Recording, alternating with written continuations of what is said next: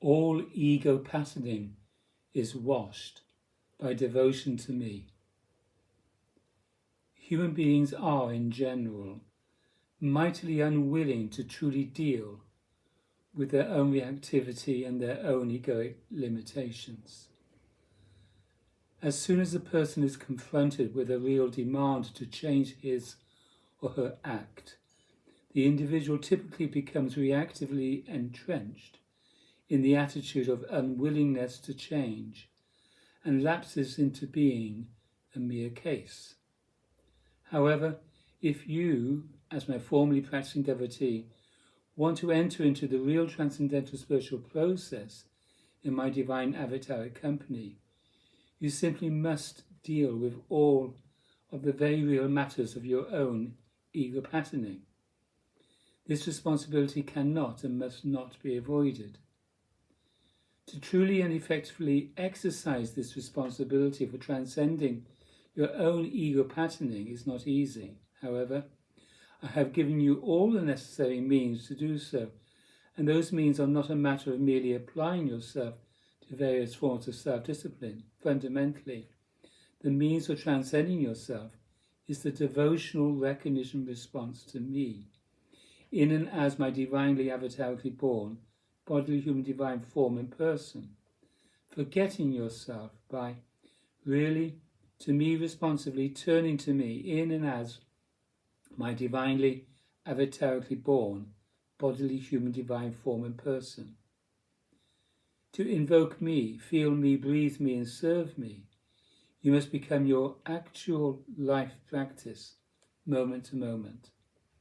Such whole bodily devotional turning to me in and as my divinely avatarically born, bodily human divine form and person deals with every function of your ego neurosis and every dimension of your egoic bondage, becoming in true due course a profound, by my divine avataric grace-given, transcendental spiritual process.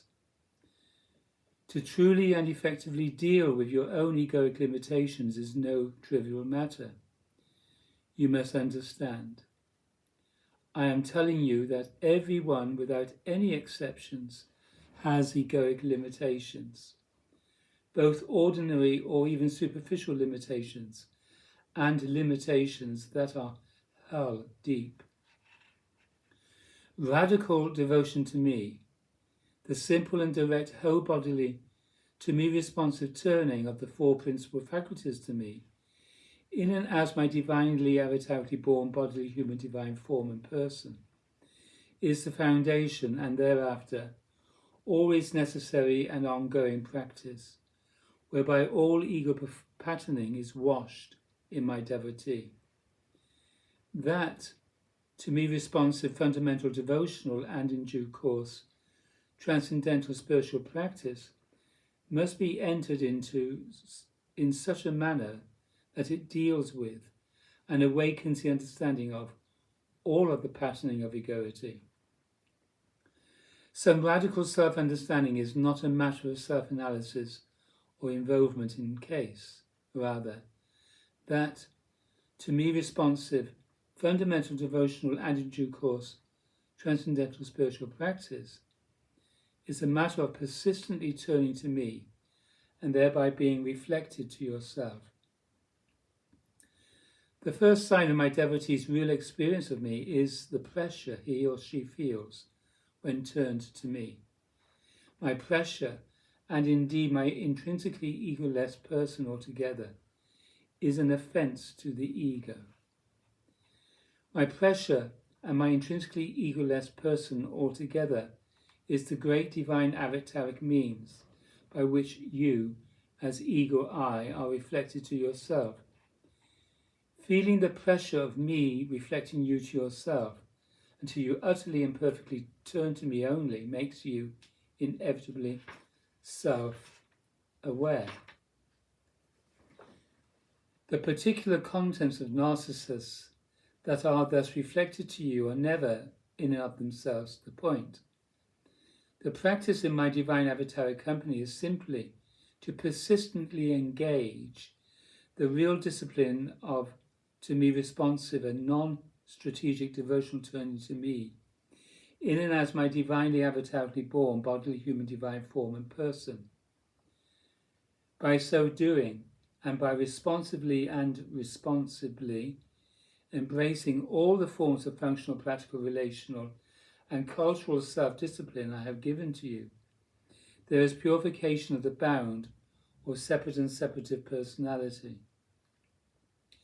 As my true devotee, you must not balk at the pressure of my divine avataric person.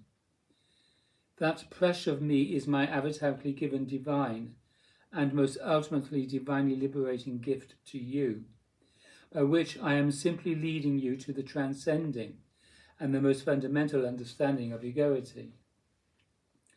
Everyone, without any exceptions whatsoever, must go through a profound process of purification in order to enter into the real transcendental spiritual process in my divine avataric company.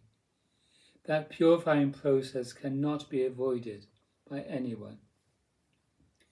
Therefore, to indulge in ego-glorifying self-imagery or self-defensive ego games, in effect, claiming immunity from the accusation that one is a narcissist, is utter nonsense. All such ego indulgence is merely reactive opposition to my calling to transcend egoity and to my divine avataric self-revelation altogether. Such ego indulgence is a negative and destructive force which leads you to be indifferent toward and dissociated from me, and indifferent toward and dissociated from the real practice of the only by me revealed and given radical reality of the heart, or radical reality of Adidam. Such ego indulgence is simply the refusal of me and thus and thereby the refusal of truth. I have often compared the necessary process of purification in my divine avataric company to the process a 500-pound man must go through in order to normalize his physical condition. It is not fun to lose 350 pounds.